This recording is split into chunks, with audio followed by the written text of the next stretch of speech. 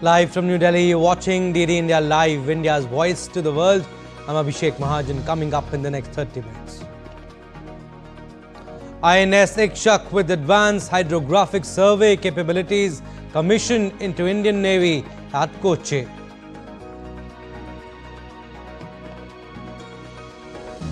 US orders 10% flights cut at major US airports due to shutdown, now in its 36th day.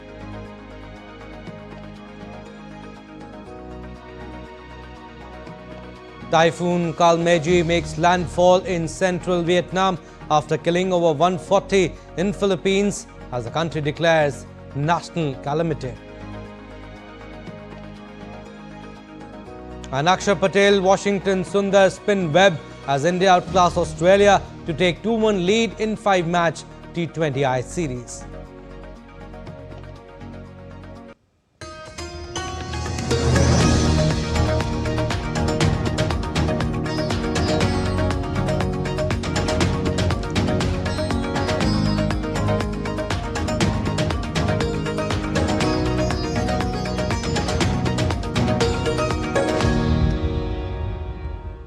The Indian Navy on Thursday commissioned INS Ikshak, the third vessel in the survey vessel large class, marking a significant milestone in India's maritime capabilities. The commissioning ceremony was held at Naval Base Kochi and presided over by Chief of the Naval Staff Admiral Dinesh K. Tripathi. The name Ikshak, meaning guide in Sanskrit, defines the ship's role as a sentinel of precision and purpose. The vessel is designed to undertake full-scale coastal and deep-water hydrographic surveys of ports, harbours and navigational channels. Built by Garden Reach shipbuilders and engineers, the vessel features 80% indigenous content, reflecting India's push for self-reliance. Moving on, polling was held in Bihar's 121 out of the total 243 assembly constituencies spread over 18 districts in the first phase of the state assembly elections on Thursday. Polling began at 7 in the morning and concluded at 6 in the evening. The voter turnout for the first phase of assembly election stands at 60.13% as of 5 PM IST as per the data. So the first phase polling in 121 constituencies has ended, and people from all walks of life enthusiastically came out and exercised their franchise to elect their leader.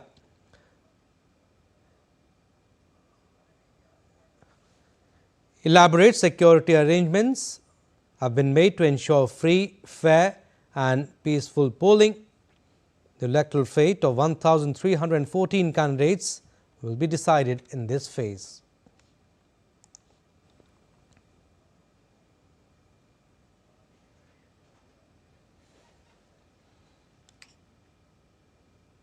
All right, we'll go across to Patna, Bihar. DD India's Deepika Mehto joins us from there. Hi, Deepika. Polling has concluded there in the first phase of the elections assembly polls. How has voter turnout shaped up through the day, and any update on the final voter turnout?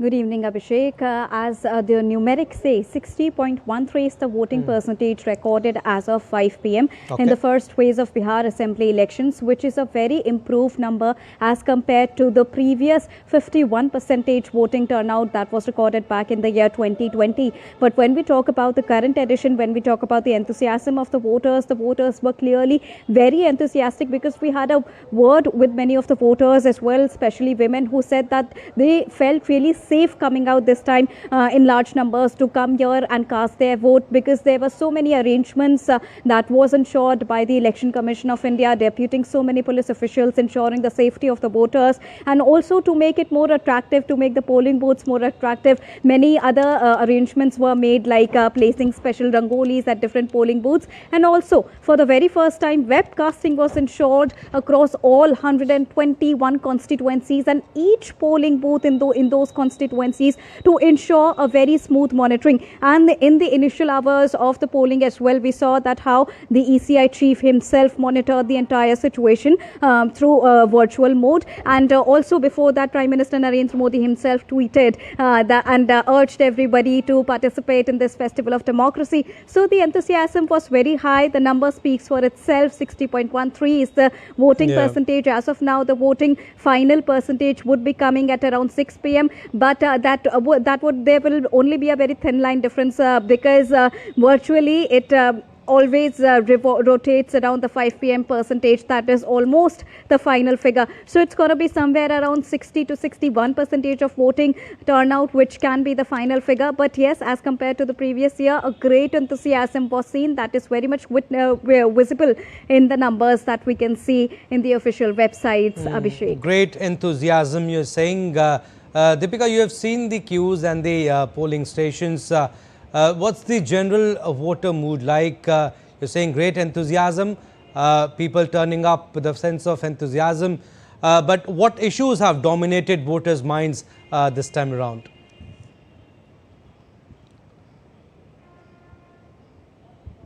There have been several key issues that were very much visible, and the manifestos also spoke about of the different parties, of the key contesting parties.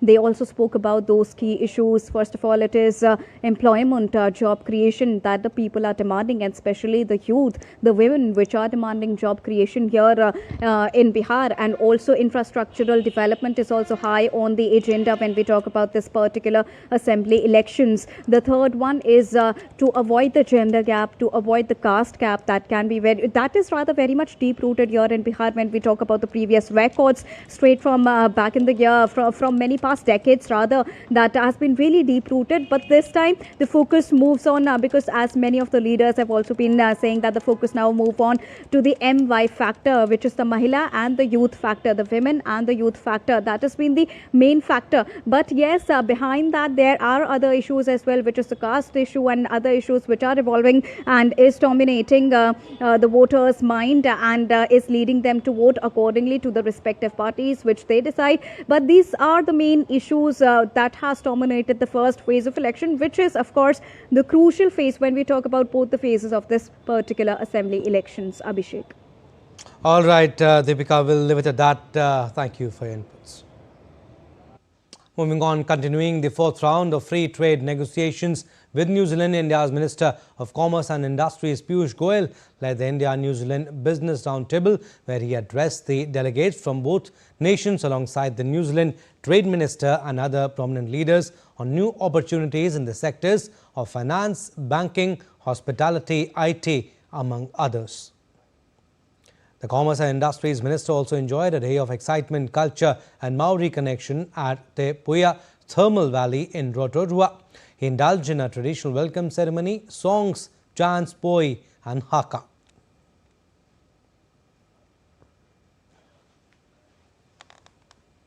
And on the second day of his New Zealand visit to expedite the free trade agreement with New Zealand, the Union Minister of Trade and Commerce, Piyush Goyal, spent the evening interacting with the Indian diaspora at the Indian Community Centre in Rotorua, along with Todd McClay, New Zealand Minister of Trade and Investment.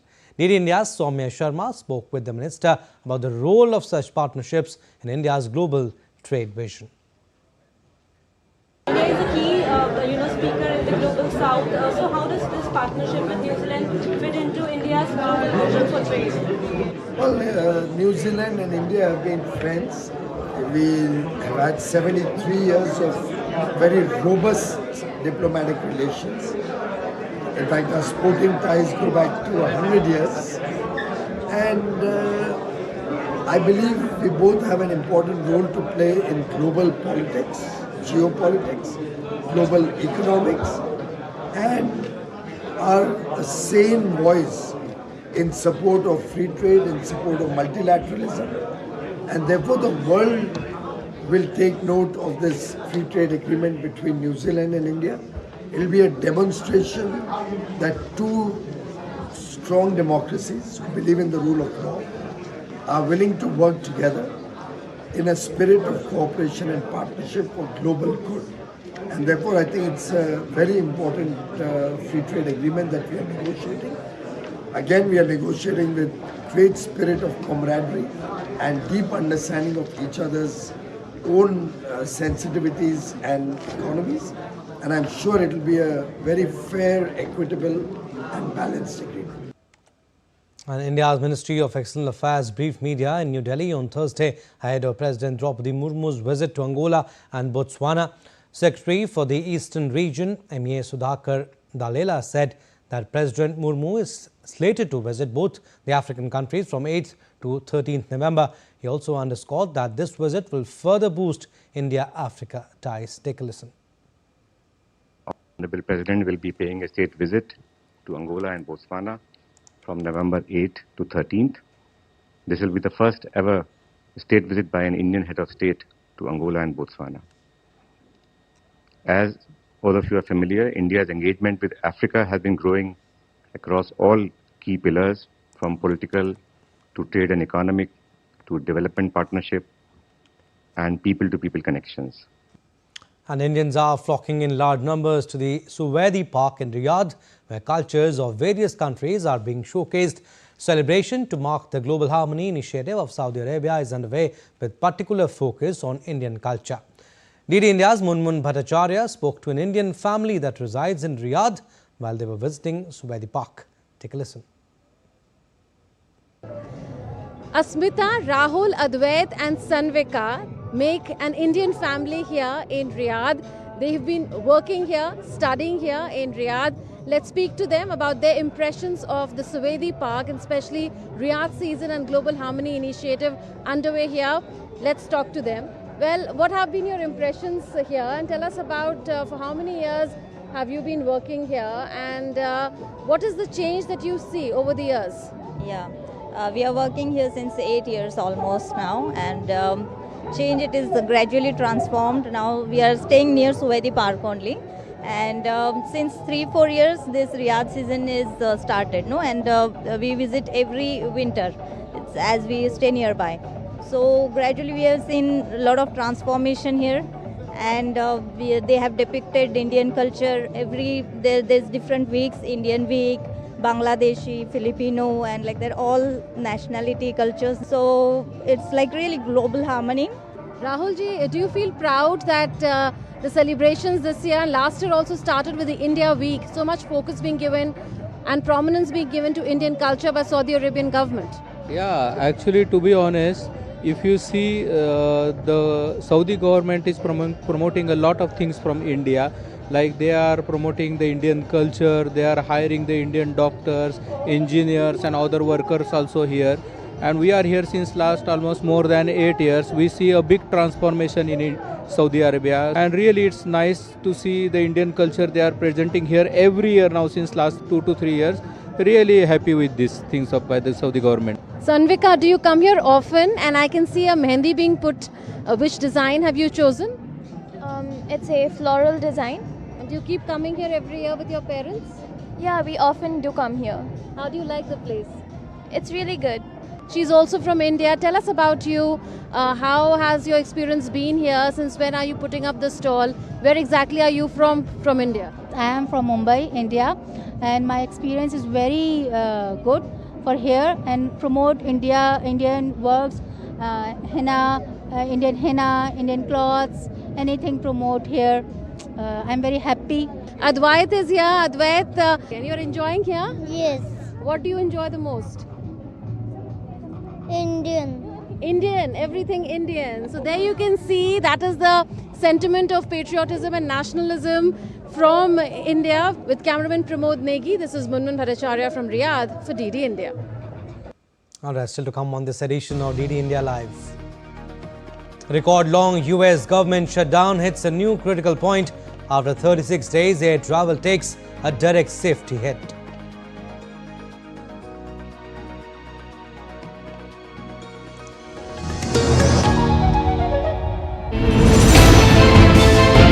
Geopolitics and trade deals. Economic challenges amid development. Hard work and the path to prosperity. It's the economy always. Between walkers, money is what money does and says, supply creates its own demand, between the bulls pulls and bears tears. When supply chains globalization and India rises to the podium. We'll get you centered with the economic brief at 8 p.m. every Thursday on DD India.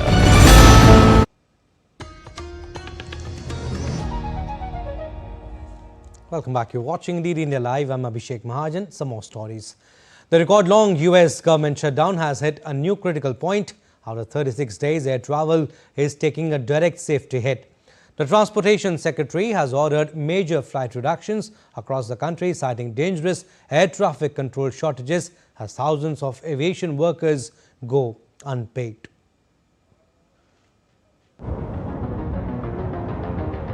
America's skies will soon see fewer flights. Transportation Secretary Sean Duffy has announced a 10% cut in flights at 40 major U.S. airports, citing growing safety concerns caused by air traffic controller shortages during the shutdown. The move could affect over 250,000 seats and 1,800 flights daily. Secretary Duffy warned the cuts are essential to maintain safety, even as he urged lawmakers to immediately reopen the government and prevent what he called mass chaos. Our sole role is to make sure that we keep this airspace as safe as possible. The administrator is going to talk about all of the tools we're going to deploy. One of them, though, is going to be that there is going to be a 10% reduction in capacity at 40 of our locations.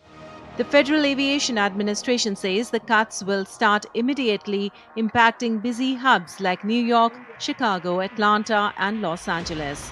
This comes as thousands of controllers and TSA agents continue working without pay, leading to mandatory overtime and stretched safety margins. But we do recognize that the controllers have been working fastidiously for the last 5 weeks with this huge burden over their head of lack of compensation.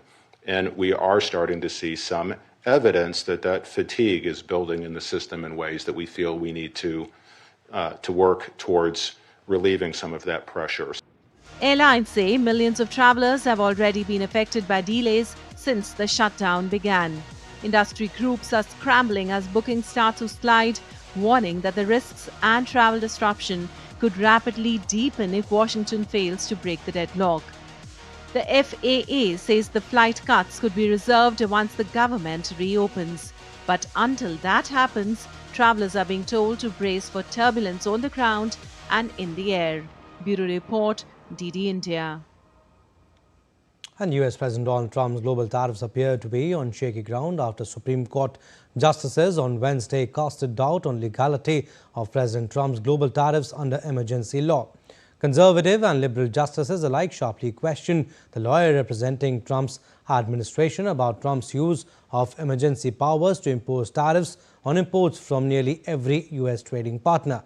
In a hearing lasting more than 2.5 hours, several conservative justices questioned whether the International Emergency Economic Powers Act that Trump invoked confers the authority to impose tariffs. Solicitor General John Sauer, arguing on behalf of Trump administration, said that this did not apply given the president's inherent broad range of authorities.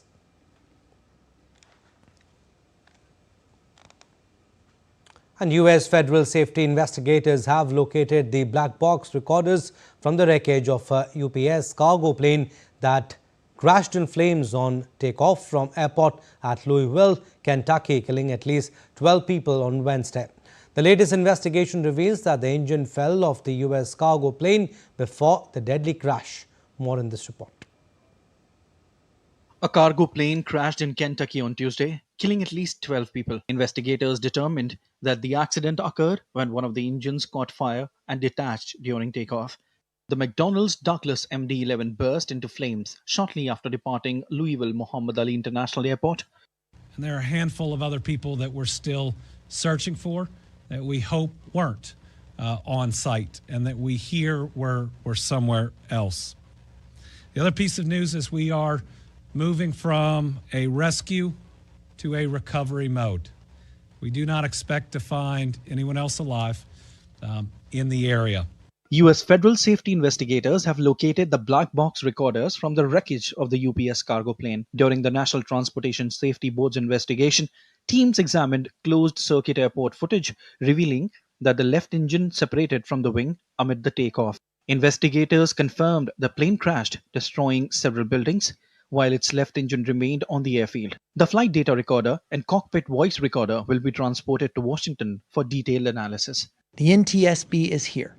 They have a full team. What does that look like? 28 people from the NTSB are here on the ground, plus the support network back in Washington, D.C. They are going to analyze absolutely every bit of what happened. The NTSB is going to go over with a fine-tooth comb.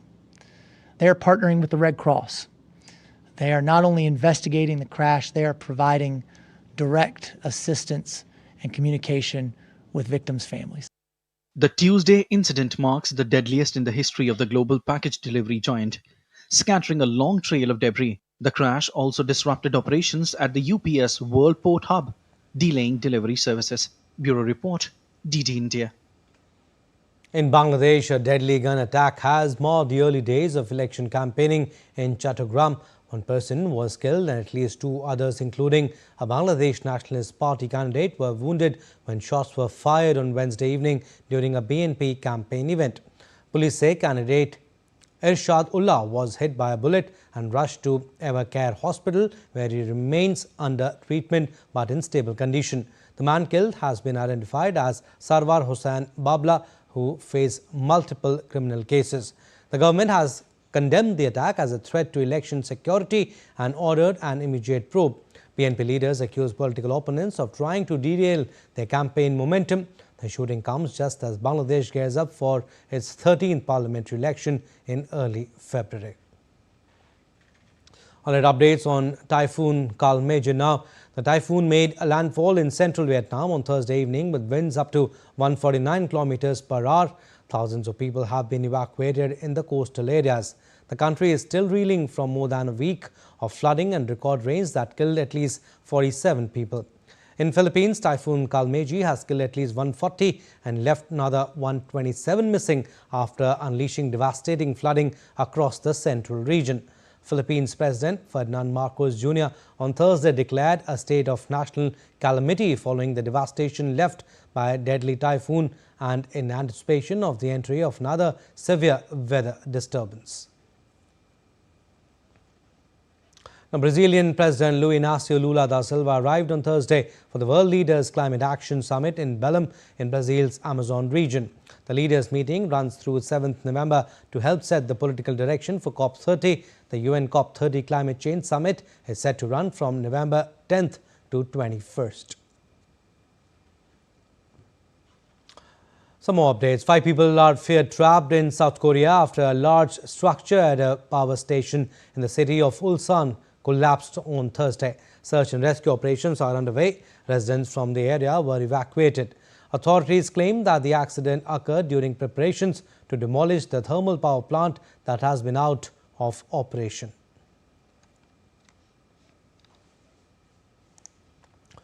All right, sports updates now. We'll start with cricket. India spinners took 6 wickets in a stunning fight back to rout Australia by 48 runs in the 4th T20I in Gold Coast on Thursday.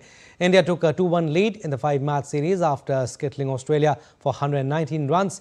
Washington Sundar took 3 wickets for just 3 runs, while fellow all-rounder Akshar Patel had 2 wickets for 20 as Australia lost their last 9 wickets for just 52 runs.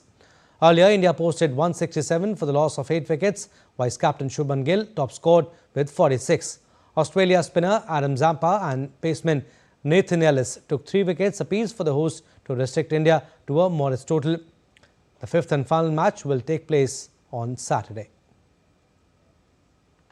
And Prime Minister Narendra Modi hosted the champions of Women's World Cup at his residence in New Delhi on Wednesday. PM congratulated the team for the victory and praised their remarkable comeback in the tournament after a string of 3 defeats and trolling they had faced on social media.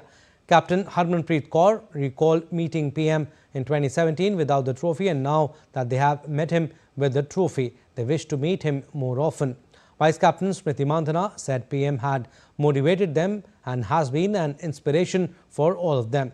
She also spoke about how girls are doing well in all fields. Harmanpreet asked PM how he manages to always remain in the present. To this reply, PM said being so has been a part of his life and it has become his habit. PM Modi also asked them to take forward the message of Fit India, especially among girls across the country. He discussed the growing problem of obesity and highlighted the importance of being fit. He also asked them to go to their schools and motivate young minds there. Bharat में cricket एक खेल नहीं है, एक प्रकार से भारत के लोगों की जिंदगी बन गया है और क्रिकेट में अच्छा होता है तो भारत अच्छा फील करता है और क्रिकेट में थोड़ा सा भी इधर होगा तो पूरा भारत हिल जाता है। आपको भी जब 3 मैच लगातार हारे तो जो ट्रोलिंग सेना है। That's all we have in this edition of DD India Live.